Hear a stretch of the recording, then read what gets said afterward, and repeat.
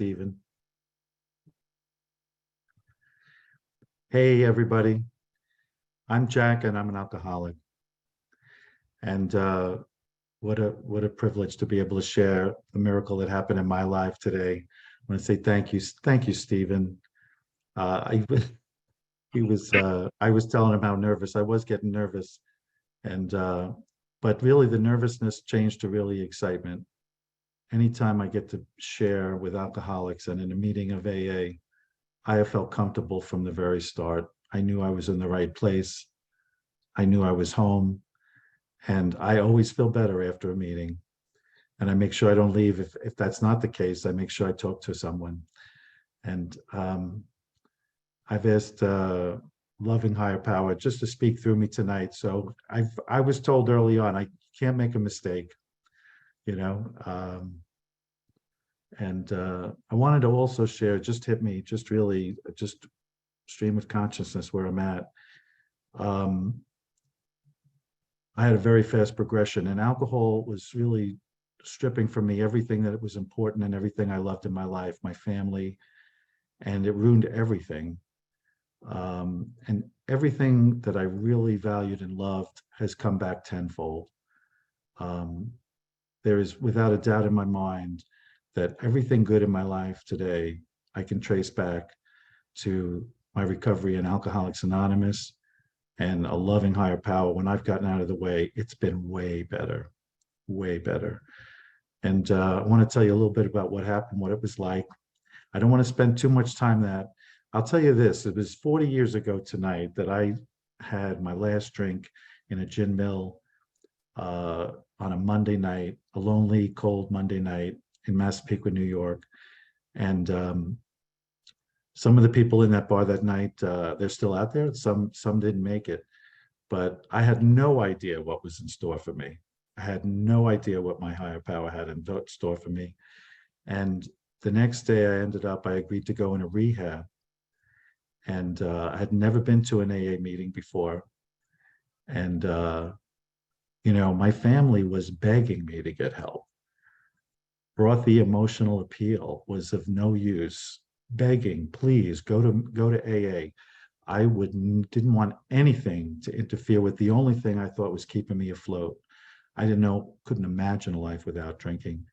And also all the other things I was supplementing with left and right. I just was so uncomfortable in my own skin. So I just, again, before I start, I also, I should know better than to plan, you know, make a plan and God laughs, that's for sure.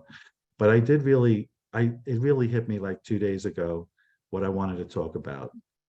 And I am just feeling profoundly blessed. I can hardly stand it. It's December, the holidays, a sobriety anniversary. I was taught early on, we'll give you the first year. It's quite a joyous occasion. And after that, you celebrate to show that AA works. You show the newcomer that Alcoholics Anonymous, you don't have to die from this disease. And that leads me to say that I just want to reach out and welcome any newcomer or anybody just back. Welcome. Thank goodness you made it. Thank God you're here. We've been praying for you. You're in the right place. It's way more fun inside sobriety, and there's going to be growing pain. I'm not kidding you. There's going to be definitely, it's not a straight line, but it's so worth it. I am so glad I stuck around for the good stuff and worked through. What I was trying to say is I really, 40 years in Alcoholics Anonymous, and I'm so grateful. It's no special thing that I did. Left to my own devices, I would have annihilated, been back out there. That I'm clear on that. But I wanted to share I'd like to use my time. Oh, I forgot there's a time. Let me start this timer. I wanted to say is way more interesting. My recovery sobriety path has been way more interesting. Back in the day when I was drinking and drugging as a teenager at a very early start, it was the same old shit, only it was just kept getting worse because I had a progressive disease. I didn't know about it. And So it is important for me to tell you and never forget. I like to keep it green, and also for identification. It's through identification that we identify, at a meeting, through feelings. They told me at that first meeting, lo and behold, I didn't know what was to come. And they said, identify, don't compare. And boy, that saved my life. I don't think we say that enough, to let people know that, because it's not how much or how often, is what it did to me. I ran with heavier hitters. Uh, I physically probably could have survived a long time. I was hitting bottom. I came into A. I was 22 years old, and I couldn't stand another second emotionally. I was really broken. But I just kind of wanted to stop the world and get off. That was why I agreed to go in the rehab. So let's start at the beginning. Um, oh, what was I going to say? I wanted to say I'd like to theme my talk, because when you get old in AA, people that have passed and entered my life have really been visiting me. And I wanted to really touch base and say that it's a reason, a season, or a lifetime. And if I sent you a text and you came to this meeting tonight, you have touched my life in a way I can't thank you enough, because you've blessed me. And I've invited a bunch of friends, and friends that I haven't met yet. And I want to thank you. And along the way, there were people that just had a kind word to me as a broken little boy when I got here at 22, felt about, I don't know, different ages at different times. Some people, just a kind word. Some people were lent to me for short time that passed on, and others that have been with me on the paths. I have some very old friends from the beginning that are still there. And just want to say thank you to see you here. And I miss a lot of them, but oh my God, I could not do it alone. It is essential that I have sober running partners, that I have a support network around me that loves me, and they listen to me, and then they don't tell me what to do. They share that from their heart. And so this support, and particularly what we've gone through in the last 2 years, isolation, COVID, it's been now I'm all over the place, but I'll just say, as far as that, I'm very grateful that I love Zoom meetings. I do a lot of service, and I love in-person meetings and talking to newcomers and handing someone a chip. So I find that both are really important. We are so connected around the globe. It just blows my mind. So I believe that, let me just say, I'll start at the beginning. My maternal grandfather, he was born in Ireland, and he stopped drinking. He put the plug in the drug when he had a touch of cirrhosis, and he was cranky. He was, don't piss off grandpa. He was dry, let's say, and so I believe that I have the same birthmark on my leg. It skipped a generation, my mom, and I have the same thing. And I believe I was an alcoholic from the get-go. Just add alcohol. I believe I had a predisposition. I had the ism. Believe it's hereditary for me. And what I wanted to share is that shortly after that, my heart was broken when I woke up. I was 5 years old, and my father had a massive heart attack at 38. And I woke up I was 5, and my father was gone. And, that wasn't why I was an alcoholic, but that trauma, after that time, I instantly found relief, single digits, 7 or 8 years old, chugging beer out of the refrigerator for effect. I hated the taste. And after that, there were many times that I was pouring alcohol. What I'm trying to say is that I believe that really accelerated my progression. My mother trotted me off to the gravesite. I saw my namesake on the tombstone, and I wanted to join him. And I was off to the races. At 12, I got drunk at my sister's wedding and kind of outdid my godfather at the time. I was following the bar cart around and getting everybody drinks. One for you, two for me. At 12, I had a capacity already at 12, but I had already had the effects, and manipulated my my mother and my sister to get me alcohol, sneak me alcohol. My sister was 9 years older, and so I was drinking Screw Top Wine, Bally High, and Boone's Farm, and then I could buy beer by 13. I drinking age was 18 in New York, and I had a little fine little mustache, and I was actually buying beer in some of the local delis. And I ran with an older crowd. I had an instant love affair with alcohol and also drugs. So and then it started first. It was just magic. I thought I had found the solution to the universe. I said, "Oh, thank goodness!" And lo and behold, I would let me say this and jump forward. It really was is when I got to AA and started to just really in that rehab, and then later when I was going to meetings, I could look back and I could see so many times that all the things in our literature had been happening to me before I got to AA. I saw myself quit and vow that I was going to, I'm done. I swear off, and I'd be drinking on a Sunday, and I'd be drinking that evening. Couldn't even make it a few hours. And other times I did go about, I promised I would go for 2 months, and I think I went about 12 days. And when I picked up again, I was about 21, I made up for lost time. I drank fast and furious that night. My friend asked me to go out to have a drink, that I almost passed out and hit the floor. I drank so much and so quickly. So when I got to AA, I knew they were telling me the truth. They told me that I had a disease, that I wasn't a bad person, and that I had a progressive illness and it was going to kill me.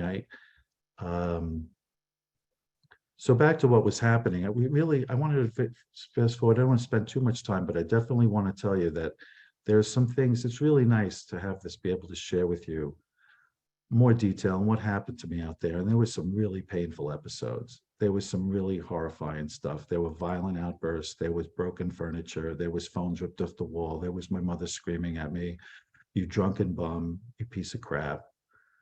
And, I'd be out to the wee hours. My mother, my chief enabler, and she'd be waiting up for me, praying that I wasn't going to come home with the cops knocking on the door. And I remember one night my sister, and now my mother and my sister both gone now. And I wanted to say that, my sister one night drove me home. I was blind drunk, getting drunk in her basement, drinking vodka. So I started to reflect. Now, sorry, my story's like kind of fast forward back and forth, but I really started to see that when I picked up the first one, I had no control. I didn't know where it was going to stop. It could be a weekend binge, or it could be to the wee hours. I understood when they told me that it was the first drink that it would get me drunk.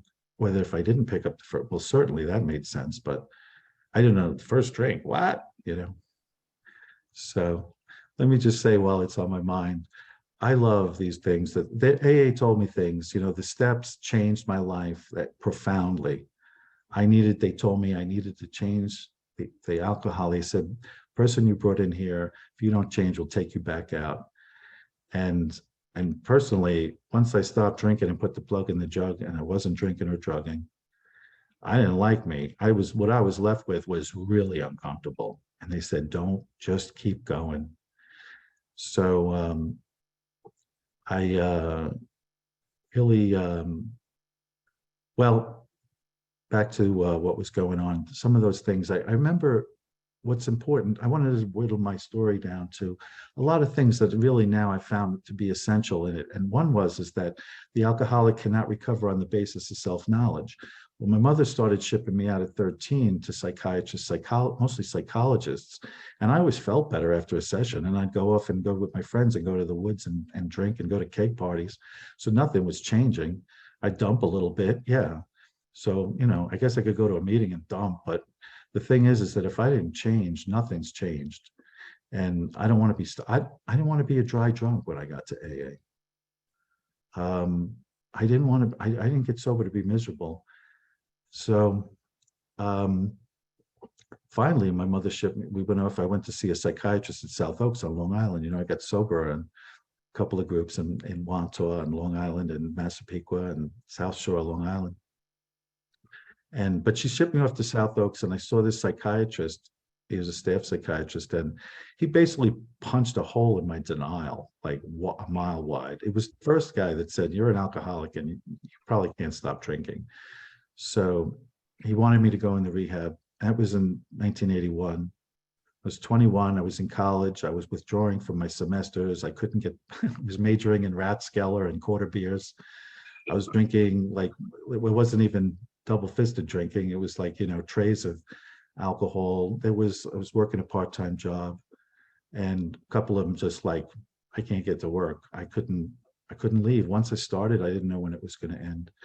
So the psychiatrist at South Oaks was a recovery. It's also a psychiatric hospital, but they had a big, fantastic recovery rehab meetings, but I didn't know that. I said, I'm not going before Christmas. I'm going to go into Christmas, and what do my friends think? I'm not going in the nut house. So I said, you're crazy. I'm not an alcoholic. It's as most of us have shared. We thought it was the guy the guy in the trench coat on Skid Row. And so that's what I was saying. As I told him, he says, well, how long can you stop drinking? I said, well, I could stop easy for 2 months. And he said, well, then do that. And I used to, when I got sober, a year later, I hit bottom. But at that time, when I used to think back, I thought I didn't even go 2 weeks, 2 months, 2 weeks. And I had a friend that I grew up with across the street. Hey, Jackie, you want to go for a drink? Sure. Oh, yeah, it's been long enough. I'm happy. And then I told you, I picked up the first drink and I drank like I was making up for lost time. So didn't need his help anymore. And a year later, it was only getting worse. It was only getting worse. There was a lot of scraps. There was just these violent outbursts, and I was horrified what had become of me. I thought, well, before I got to AA, I thought this was a nice guy who drank, that liked to drink and leave me alone. And it's a lot of things I'm not proud of, and thank goodness for the miracle and the healing of the steps, and was able to make amends to my mother and my family. And but yeah, it was a really, really awful time. And what happened is that I had a girlfriend and another guy that was a close friend. We went out drinking on a weekend, probably maybe a Saturday, I don't know, drinking pitchers. It was definitely still 1 for you and 3 for me. And this was the following, it was a year later after I had tried to stop for 2 months. And we went out, and I was definitely in a blackout, blackouts. That's normal social drinking, right? And my friend did something. I was driving blind drunk. And he flicked a cigarette, fell in the back seat, and he started laughing. Oh, don't worry about it. Ha ha.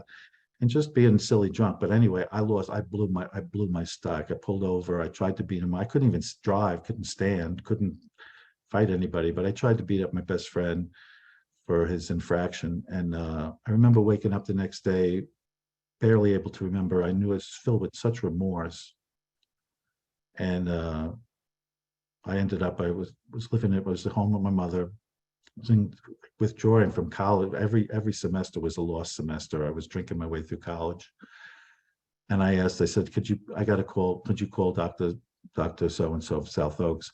And he had changed. He had now been he was at Gracie Square, Breaking Through in Manhattan. And but I went to see him, and he said, you should be happy. What are you doing here? Why did you come to see me? And I said to him, please help me. So he said, oh, okay, I could get you in the rehab. I always tell this story because this is really important to me. He said, I could get you in the rehab on Monday. Let me check. Oh yeah, I could get you you want to go in the rehab on Monday? I was like, Monday, I don't know, man. You got anything else? I was like, what? So he said, okay, how about Tuesday? I said, okay. And anyway, I share this because there's one timer. That's my timer for my active story. Now the miracle's coming. But that Monday came. It was December 13th, 1982. And I was going in the rehab the next day, and my sister, Denise, said, hey, I said, I'm going out. And so she's like, hey, Jackie, why don't you stay home tonight? Why don't you get off you go into the hospital tomorrow. Why don't you just chill out tonight? It's a Monday night, stay home. And I looked at her like she had three heads, man. Wild horses was not keeping me. I was drinking hooker by crook. There's nothing could have stopped me looking back that night. And I went down to the local bar, the same bar that my father took me to and propped me up at 5 years old, put me on the bar stool and ordered me a Coke and a bag of chips for a dime, and let me play the bowling machine. That same bar. I had my last drink. It was 40 years ago tonight. And it was just a garden variety drunk. I was just there. I remember a couple of guys, some didn't make it. One guy, he's gone. His brother's in the program. So the next day, I had no idea. I really, like, as I shared, I wanted to just stop the world and get off, call a timeout. Let's do a reset. And that night, at that first meeting, I was there, and I have all I could say is that really my higher power conspired to really put me in the right place exactly when I needed to hear it. And I heard a speaker, and I'm very glad they went around the room and didn't go by show of hands, because when they called on me, well, I didn't know you said you were your name and you were an alcoholic. So I saw where they say that. Okay. And then they called on me. I'm Jack, I'm an alcoholic. And all I know is the only thing I remember identified with that person. I realized I wasn't crazy or unique. And I didn't have to die, because suicide looked very attractive to me then. And when they called on me, I started sharing. I burst into tears. And that's pretty much all I remember. Remember, shortly after that, I was going to meetings. And I really, I know when I got out, it was basically they hand you a meeting list and they say, okay, go to 90 meetings in 90 days. And I remember getting home after 5 weeks in Gracie Square. I want to change back and just a little bit. I remember I was on a break after 4 weeks. I got to pass to go home. I remember walking through the streets of Manhattan, and someone was walking home. There was a couple with a Christmas tree, and it was snowing lightly in the streets of Manhattan on the Upper East Side. And I just thought, oh my God, I cannot believe I'm alive. I cannot believe. It was like, I was like, wow, it was like a whole new world. And I remember I was offered Bacardi under my nose in the rehab. I really wanted what you had, and I was really willing to do whatever I had to do. So I remember I wanted to share this. I really wanted to share my talk, and with the time I have left tonight, is that some people, there were these little angels that people kind of crossed my path. And I really saw that. I knew that something was happening. I knew that God was kind of steering me in the right direction. They were God winks. They were like, man, you're going to be okay. You're on the right path. And when I was uncomfortable or off track, it was just like, all right, what do I got to do? And ultimately, there was always a breakthrough. So the first Sunday, I went to rehab that Tuesday. And that Sunday, there was a guy who came. He used to do service. I didn't realize, but he limped. He had lost his leg from his alcoholism and alcoholic diabetes. His name was John. So he took us. He said, anybody want to go to mass down in the basement? So, okay, I just wanted to get off the floor, be honest with you. And I got nothing out of it. It was kind of distracted. And the following week, so that would have been something around, so the 14th, December 14th was my first meeting, and what I consider my sobriety date, my new life, on December 14th. The following Sunday, John came. He said, they're not having it downstairs. We're going to a church up on 79th. And anybody want to go? And very few did. That day, I was like, oh my goodness, let's go. I remember walking in that church, and they started playing. The procession came down. I was in one of the pews, and as they came down, they said, "Come, all ye faithful." I just started sobbing. It was like all this pain and hurt, and I just felt like God had laid His hands on me. It's like, Jack, you're home. You're okay. And it was just a profound, powerful experience. And I have had those experiences consistently for the last 40 years.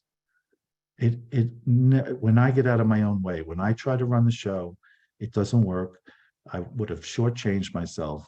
And there's been so many incredible things as long as I was willing, as the step book talked about, it says, put the program first, and the gifts will come when you're ready for them.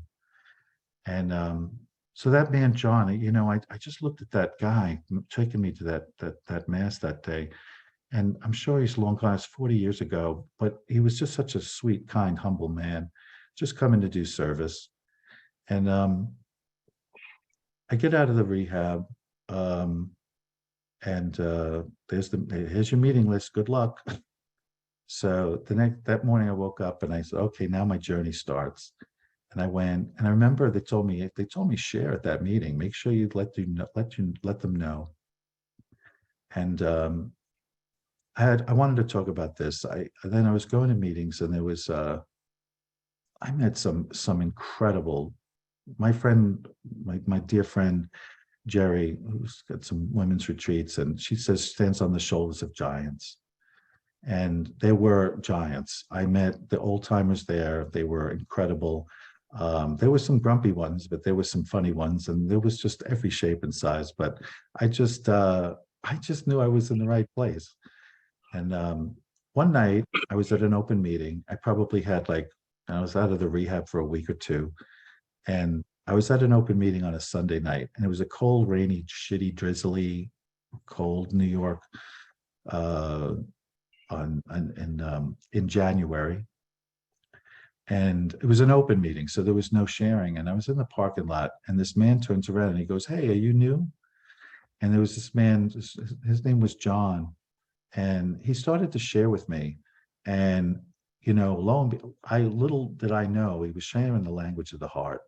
And he basically knew exactly what to say to me. Oh, are you new? Oh, yeah, yeah, I just got out of the rehab. Well, he kept talking to me, and I was like, I just wanted to go home and get out of the cold. It was freezing, drizzly rain. It was like, I want to go home and watch TV. But he had time for me. And that was the night that I saw love with no price tag. That was love. He had all the time to talk to me. And after that, I got in my car. I knew I'd found my sponsor. And John passed away earlier this year, not from COVID. He had cancer.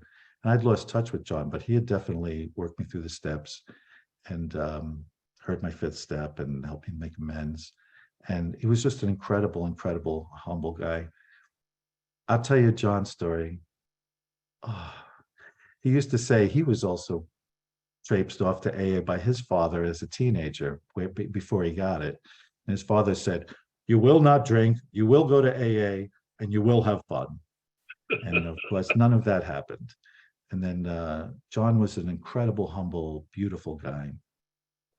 For the next 10 years, I had a Halloween party, and John would come, and God, he was just a beautiful guy.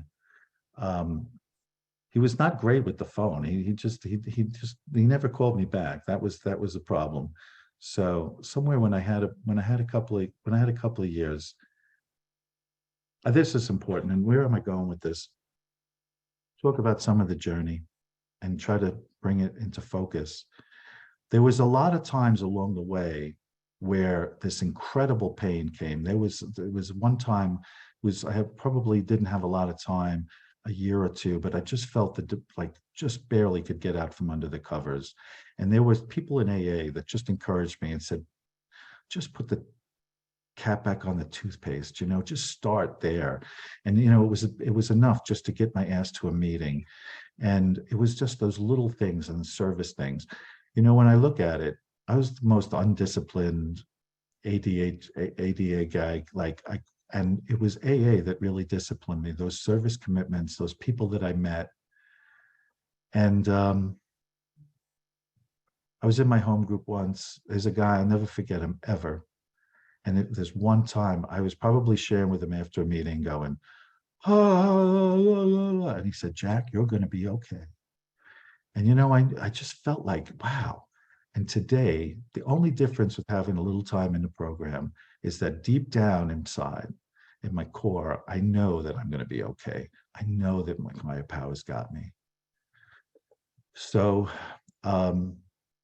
was at that meeting, that first meeting out of there. I was there a few weeks later, a month later, and then a friend of an old girlfriend called me looking for drugs, and I was sharing at the meeting, this daytime meeting.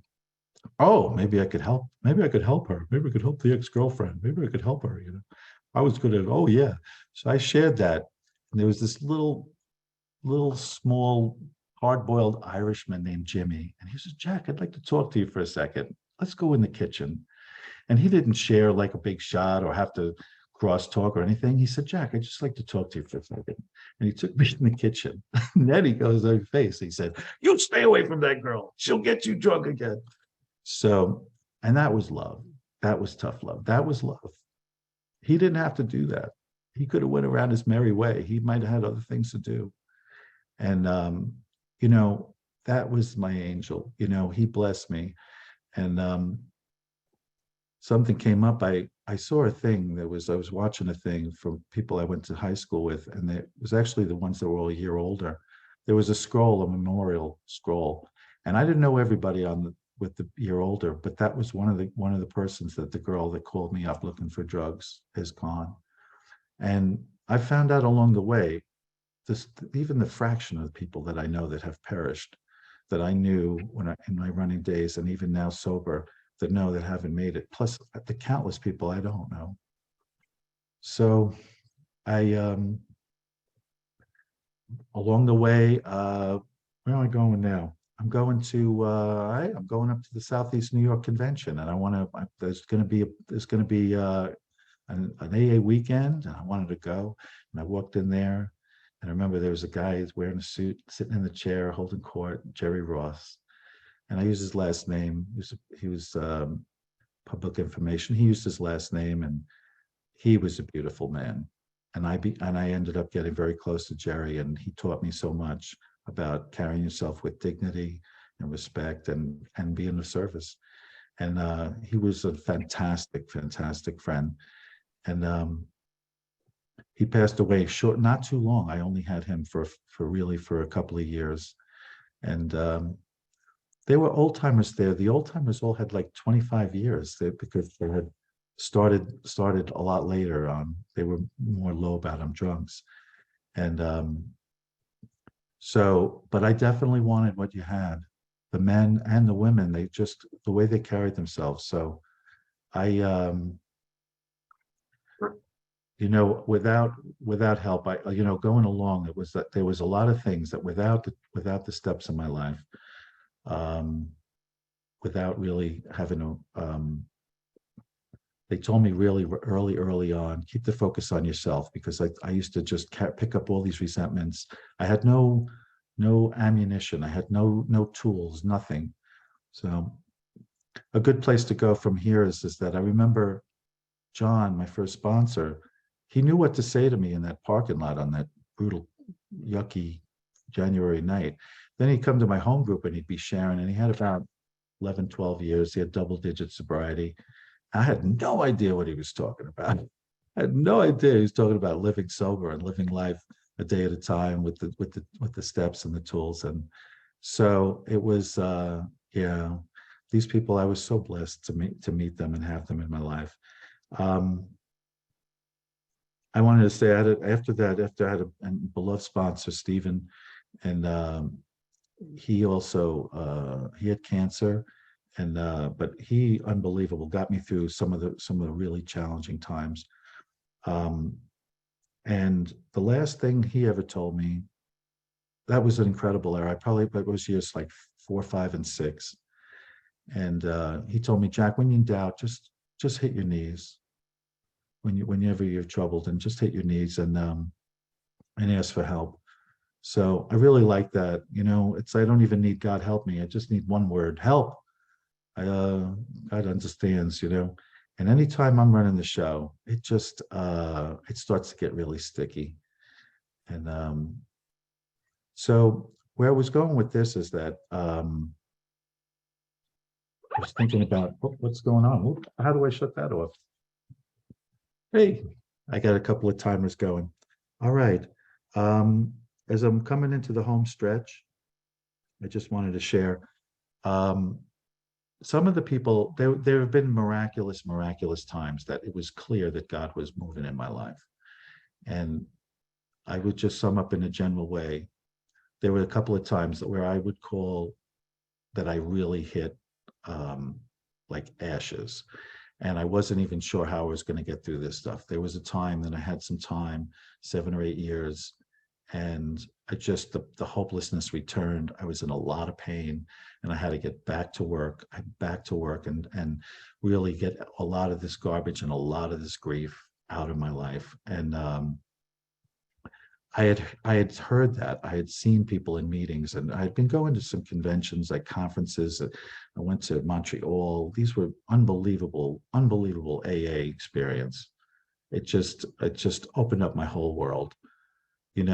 I was this drunken kid, and I kept dreaming I was gonna, oh my God, I was gonna geographical, and off I was gonna go. And here it was, is that I started to go, and I went to Montreal, and everything that happened in my life, it was that I was just really, I had some pretty wild dreams. And to be honest with you, it's been way beyond that. Just the fact that I haven't had to revisit and destroy my life through alcohol and drugs, I know without a doubt that before Alcoholics Anonymous was here, they basically locked you up and threw away the key. And I thought I would have perished. I never would have survived all these years. I never would have made it. But someone's really scared the hell out of me one time. They said, "What if you didn't?" I have known people that picked up after a significant time. One friend of mine, 18 years, incredible 12-stepper, helped so many, went out, and for the next 25, 30, got a year once and perished from his disease. So that chills me to the bone. I know that it's,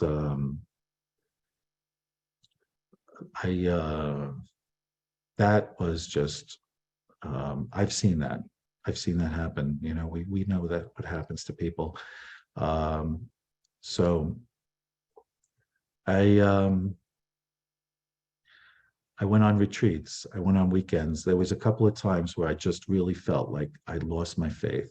I hit a couple of dark times, and I'll share a little bit more about it. I remember there's a couple of real beautiful blessings, and it's just been an amazing journey.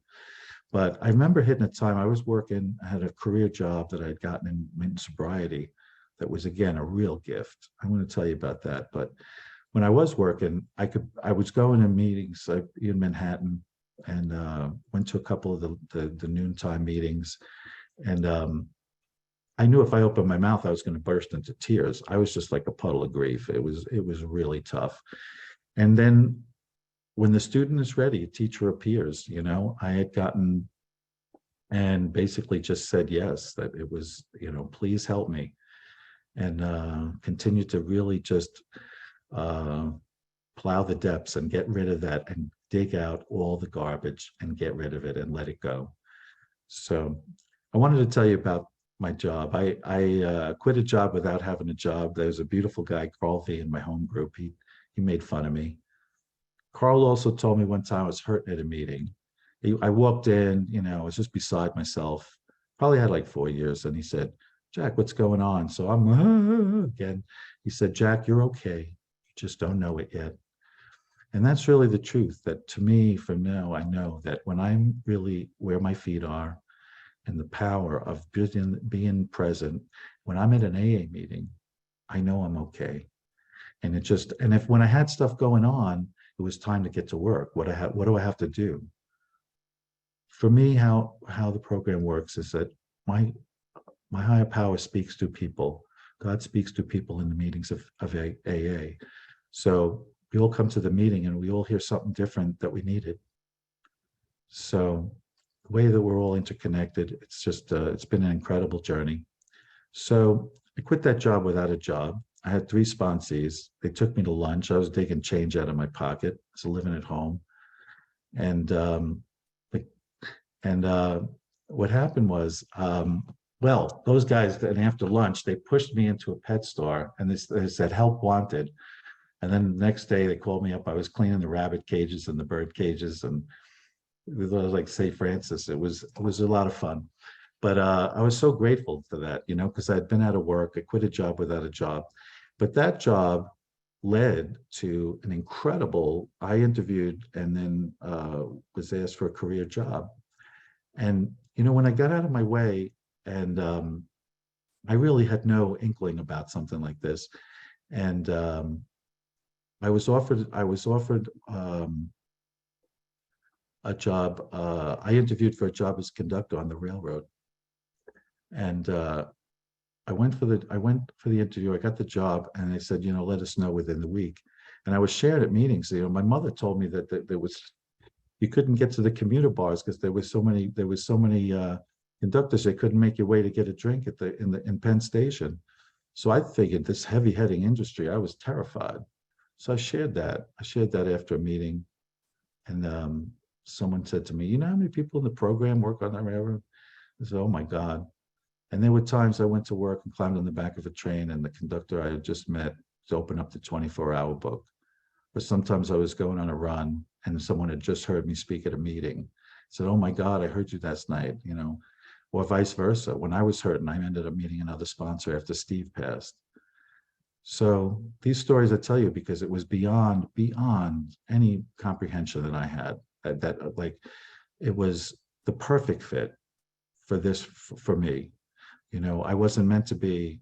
My mother was pushing me to be a pharmacist and be in a white coat behind a pharmacy counter an arm's length away from a pharmacy worth of drugs. And I was not. That's not where my higher power wanted me. And instead, I was put in wherever I needed to be. Sometimes just even every day was a different day. So I also was afraid to take that job. And I said to a friend, I said, I really don't know. Maybe I shouldn't take it. And that she said to me, "Jack, if you turned down that job, you'd be saying no thank you to God." So that really was a comfort to me. And I had an incredible 24-year career. And I retired, and my mother had cancer right after that. For the next year, I was available, and I was so grateful. I'm coming down to my time, and I wanted to share this. There's been so many things that I experienced, and then I found out where they were in the big book, that I found I would read them later after I experienced them. And one was where my heart was breaking because my mother was dying. And I was at a meeting and I knew the same thing. If I open my mouth, I'm going to start bawling. And yet I would share anyway, because I knew that's what I had to do. And I remember at that time thinking as I was sharing, this is one of the most painful days I've ever had in my sobriety. And I wouldn't trade it for anything in the world. I would not exchange my best moments for my worst moments in sobriety. So I was like, wow. I was like, I didn't get that. What the best day drunk, whatever that is, it says I wouldn't trade it for anything. I'm not trading this. I'm hanging on to this seat. And I never feel better than when I'm talking to another alcoholic. So where am I at today? I'm going to wind it up by saying, I'm retired now, and I can really, I've been doing a lot of meetings. Oh, am I going to too many meetings? Boy, I feel good, you know? And then I was going through some heartbreak, and I was like, wow, I'm okay. I used to be laid low, like couldn't get out of bed at times. So I'll just finish up by really sharing. There was that time, it was a very dark time. I felt like I lost my faith, and my whole spiritual life changed. I got into, I made a serious commitment, took vows, became a monk in a Zen tradition, and meditation changed everything. I started to see that most of it was nonsense, the resentments, and they burned up a lot of garbage. And being present, that moment, being where I am, where my feet are, is so essential. So I'm going to finish my talk. We can leave a few minutes for a few things. I always want to thank, oh my goodness, I didn't even scratch the surface about what this journey's been like. Oh, so my heart's desire was to move to Asheville, and that healed my heart and my father's family. And I pinch myself every day. It's incredible. I've had moments where my mind is just blown, where I've had so many magical spiritual experiences.